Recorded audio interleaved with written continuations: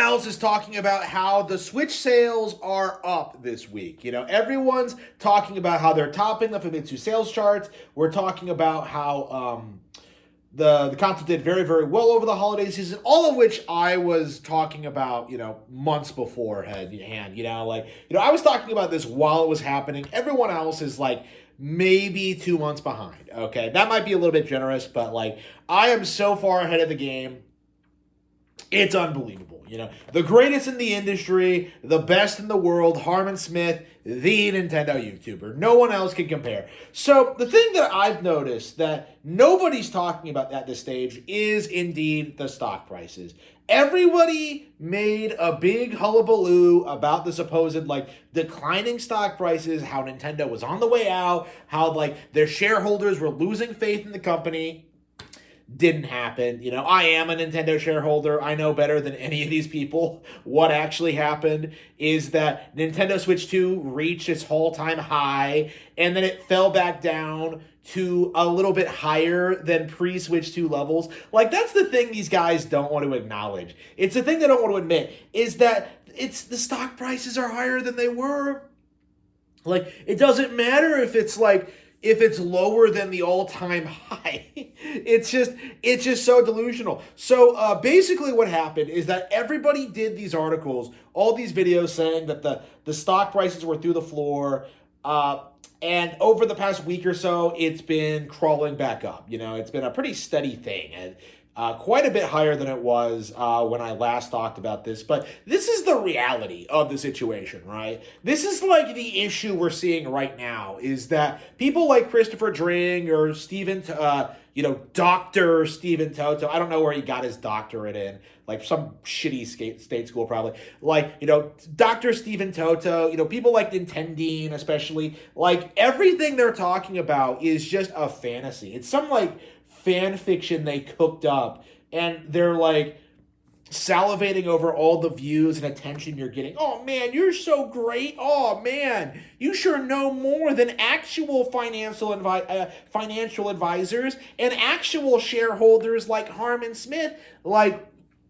It is a complete and total cope. And it's a complete and total delusion. And what's more is that more and more people are beginning to realize that it is a cope, that it is a delusion, which is why my channel is so rapidly growing, why so many people are subscribing to Harmon Smith and not Nintendine, why Nintendine has no subscribers, why this guy is desperately throwing out videos trying to tell you all that actually the Switch 2 isn't actually the fastest selling hardware ever. I saw Omniarch try and say that the Game Boy Advance outpaced the Switch 2.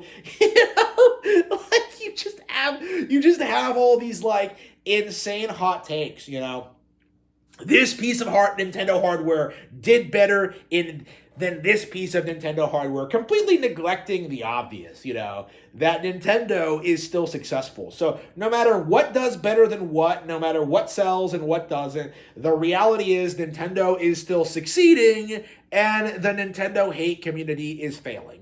They are doing nothing to convince anybody that Nintendo's on the way out, and they're honestly grifting off of a small, dedicated audience that just hates Nintendo more than anything. And that's just the reality, That's the situation we keep seeing with people like Nintendine or Demish or Player Essence a decade ago. These guys get a dedicated following for complaining about Nintendo, and then kind of pivot away to become generic fan channels whenever they do something, whenever they have a strong enough following. That's basically the template we've been seeing lately. And I expect this is what Nintendine's gonna do as well when the bottom falls out of his channel growth on his channel. But it really does need to get called out that these guys are building their channels on a lie. The idea that Nintendo is this business on the verge of failure, that's perpetually failing, that's perpetually making bad business decisions, that's perpetually firing people and replacing them with incompetence, that's somehow been going woke for 20 years. How many times have we seen that Nintendo's going woke in the community, and it just never happens? Like, it's embarrassing. Like, we are seeing guys complaining about Devin Pritchford's outfit. You know, the colors she chose to wear at the New York Game Awards. It's like, what are you talking about? How delusional can you get? How out of touch with reality are you, man? Like, how delusional can you get? Like, that's the reality of where we're at right now. That's the reality of our current situation, is that, like, all of these people are desperately trying to keep the grift going, trying to, like, gnaw some more meat off the bone, when in reality the beast is still alive and kicking, and there's just nothing they can do. Nothing they can do. And, like, what's more, I think it's becoming more and more common for, like, people to notice the stereotypes and start, like, dismissing certain personalities. You know, Nintendine, I said that his channel was dying, but it's also rapidly growing. Like, Nintendine's channel is, like, it entirely is propped up by people who desperately want to see Nintendo fail, right? So Nintendine is constantly, like, engaging with that content and trying to enable them, and trying to push this narrative and try to damage control every little thing that happens to make it seem like Nintendo's failing. What happens when Nintendine reaches the point where, like, people just stop taking him seriously and stop respecting him? Like, his channel is going to collapse overnight. And that's kind of what I mean, and when I say he's not really establishing a solid foundation for a Nintendo channel. You know, like, this is the thing we see with, like, all of these personalities, whether it's, like, Sean Malmstrom or, like, Mike Matei or whatever. Like, if you don't have, like, a solid basis in, like, criticizing modern Nintendo, like, nobody's gonna take you seriously. If you're not an actual fan, like, why would I ever listen to you? And that's, like, the problem that a lot of these people have. You know, like, over the next year, we're gonna see a lot of weird, like one of the things that's going to happen this year, like, at some point, the narrative that, like, the Switch 2 has no games is just going to completely just fall flat. You know, they're going to try and, like, do their song and dance, like, there's no good games out, and, like, everyone's just going to look at them and just list off, like, an entire, like, array of games that are just amazing. And, like, you know, that's been true for a while now, but, like, you still see a lot of casuals, like, throw that out there. It's like, oh, there's no games that I'm interested in. And, like, at this point, like, if you say that, like, I just laugh at you and just call you a casual, because that's just the reality of the situation. Like, you can't convince me that, like, you don't care about Mario Kart or, like, Donkey Kong Bonanza. Like, these are the most generic, like, Nintendo franchises ever, okay? Like, the most mainstream. Like, you can't tell me that, like, these aren't interesting. You know, if you try and scream about 3D Mario, like, I'm just gonna laugh at you, right? Like, you're just a fucking pleb. So,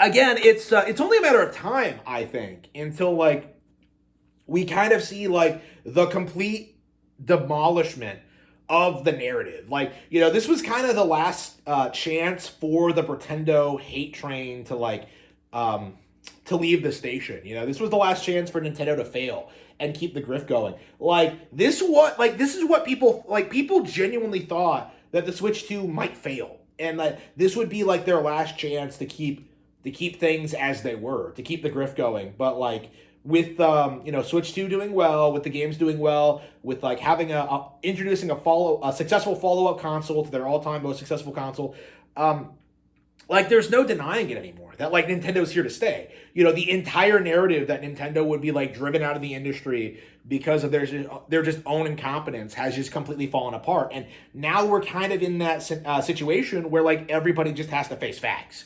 Honestly, is that the entire mythology, you know, the idea that Nintendo is just this perpetually failing company, like, it's not going to survive multiple successful consoles in a row. And that's just the reality of it, is that this was their last chance to gaslight people into thinking Nintendo could put out, like, a new console that would fail, right? This was their last shot. And in the end, they completely blew it. You know, nothing they could do. They complained about the price, they complained about the games, all of it fell flat, and right now, they're just kind of coping and seething. You know, it's inevitable now that Nintendo continues to grow and expand and, like, continues to dominate the industry, and that there's just nothing that these people can do about it.